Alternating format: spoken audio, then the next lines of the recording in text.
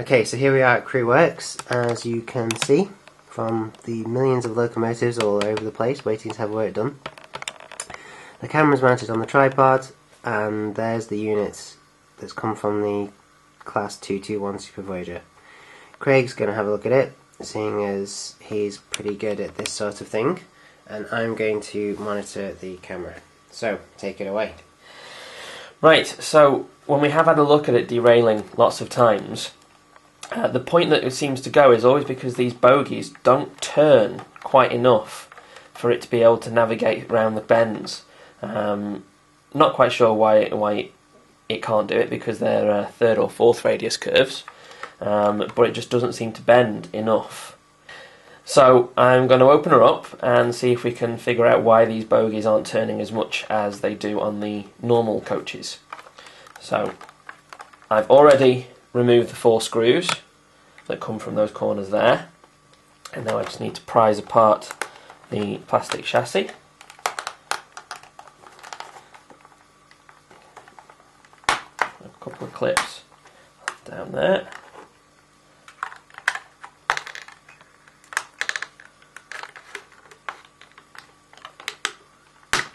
Okay, and there she comes. So we'll put the roof to one side there, and that's her insides.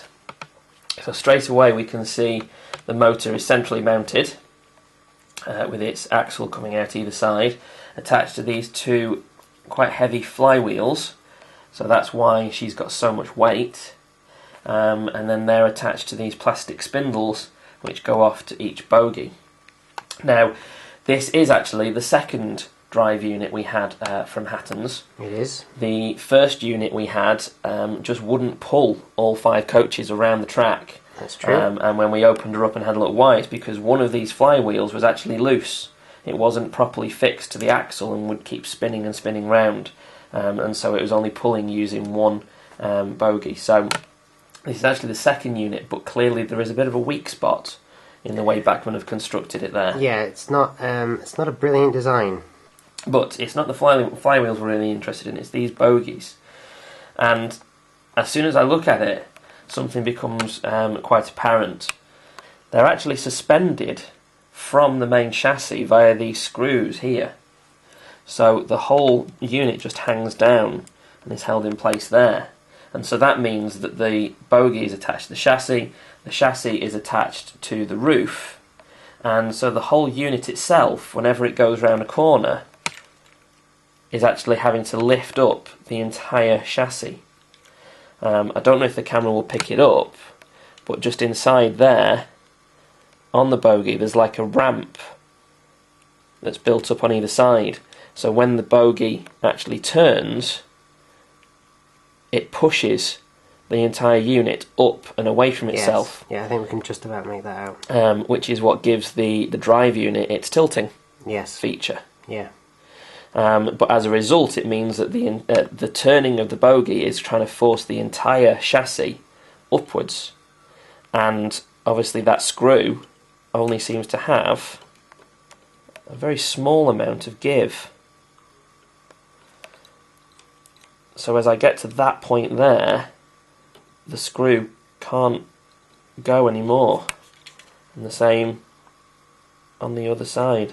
So the screw at the top of each bogie seems to be restricting how much the whole chassis can move. Yeah. So that could be causing it to just come up. I think that could possibly be what's causing it to derail, because there just isn't enough movement upwards to allow the bogies to turn. So I think what I'm going to try is just loosening these 2 screws a little bit to be able to give it a little bit more upward motion, and see if that fixes the problem. Okay. So loosen it a little bit. Yeah, straight away it's now got so much more motion, and as I turn the bogie, I can see it actually coming closer to the edge. Oh yeah, well, it wasn't doing that before. So let me do it the same on the other side as well. Again, coming much closer to the sides. Yeah, it's turning more. Yeah. So I think that hopefully might have fixed it. Does concern me a little bit though, because obviously now these screws aren't tight. No. And the more motion they're going to have going round the corners, there is the risk that they could loosen themselves over time and the whole bogie could drop away. So it is going to be a unit that's going to have to regularly come back to crew works just to have those screws checked and make sure they're not ready to fall out. It's definitely not the best design from Bachmann. No. No. So I'll put her back together and we can send her off to the track and test her. But before I do, there's the other thing that sort of strikes me in the middle. Yes, I can just zoom in on that actually. That is unbelievable. Can we explain what that is? Well, all the wires from the pickups at the side are coming down here and actually attaching to this PCB, this little board in the middle. Yes. And then going down to the motor. Mm-hmm. And there are 8 holes. And if I'm not mistaken, those 8 holes look suspiciously similar in spacing and arrangement to a DCC 8-port socket. Yes. So it's almost as if they started to wire it up ready for DCC and then thought, we'll just give up. Yeah, let's forget that. Change our mind. So it's kind of almost there, but not quite. So it's a DCC socket, but it's not a DCC socket. But if we are going to DCC this unit, it means we're going to have to basically sort of remove this PCB and reconnect all the wires in different ways. It's not, for a modern locomotive, it's not going to be the easiest of locos to DCC by the looks of it. Well, what do you do with the ends? The lights are in the units at the ends. Well, that's another good point. It's just like the APT, to be honest, which is just over there and suffering from the same problem. But yes, this one's going to need to have 3 chips in order to actually make it go, because the drive unit's in a separate coach. And if you weren't to use 3 chips, how else could you do it? If you had to use 1 chip? Well, the alternative to use one DCC chip would be to use some little micro sockets available from Express Models that do all the lighting kits as well.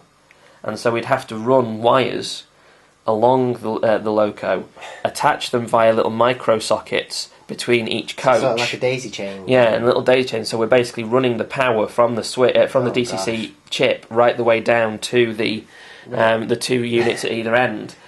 Now, would it not just be simpler and cheaper to do the chips? It probably would, yes. It probably would be simpler. I mean, and especially since the chips at either end are just going to be running lights, so you can easily get away with a much cheaper and simpler DCC chip rather than having to go for something really fancy and expensive. But it's still a bit of a faff, and it makes me wonder if that's why they've sort of gone for this arrangement in the middle, as if they suddenly realised that it's going to require everybody to have 3 chips, so we'll just forget all about it and no one's going to bother. As if they suddenly realised. Yeah. Like when it was going through the design stage, no one actually raised that as an issue. It's a multi-million-pound company. It's just a little bit... Well, it's not very good, is it? No, it does seem to be a little bit of a trait with Bachmann that their steam locomotives are fantastic. Yes. Because everything is self-contained in one unit, but as soon as you move up to diesels and electrics that have multiple units and go into this kind of area, they seem to suddenly fall down. Yeah, they struggle a little. But anyway, let's get her back together and take her off to the track, and then you can see if we've managed to fix her. Yeah, see how she performs. Okay. So that just slots back on the top, does it? Yeah, just clips back on. Helps if I make sure I've got it the right way around. If you can just see inside, there's little plastic lugs there just under the windows. Yes, we can see which need to line up with those, and so from that I can see that I've actually got it the wrong way round. Because it will only go on one way. That's better. Okay. So try again. There we go. Clips on nicely. And then all I need to do now is just screw her up. Right, well, there's the modified unit, back on the track with the rest of the train. So let's see whether it's worked. Let's see if it's been a success. Give her some power. Off she starts moving. Take the power up to about 12, half past 12 on the controller.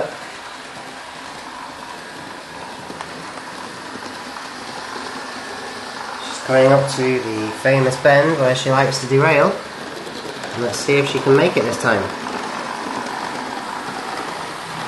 Yes! She did it! No derailment. All wheels on. Let's get a closer shot. Okay, so here I am at the bend where she likes to derail, and here she comes. Beautiful. Beautiful. Not a derailment in sight. So there we have her. The Bachmann Class 221 Super Voyager. It's taken a while to get her running like this, to get her running smoothly, as she should run, but she's now doing it fantastically well. If anything, I guess my only gripe would be the noisy motor. Can you hear that? It sounds more like a 1969 Morris Minor than a model train from Bachmann. And that's doubly annoying because the first unit we had, well, the first set that we had, was really smooth and really quiet. But this replacement that we had to have, because the first one had a broken flywheel, is noisier. Noisier than the first one. I just can't win. If there's one thing I hope that this video has done, apart from help people with how to take off locomotive bodies and carry out work on them, it's that Bachmann don't get it right all the time. This unit has been quite a nightmare, to be honest. I mean, don't get me wrong, she's running smoothly now, and I really like it. She's a bit noisy, but she looks really good, and I really like her. But she's been far too much work. Far too much work. Of course, if you have one of these trains, and you've had no problems with it whatsoever, then great. That's good for you. But as you've seen, we have had problems with it. We've had quite a few. And to be perfectly honest, she's not quite right yet. The Bachmann Class 221 Super Voyager. It's going to be an interesting relationship, but I hope it's a long one.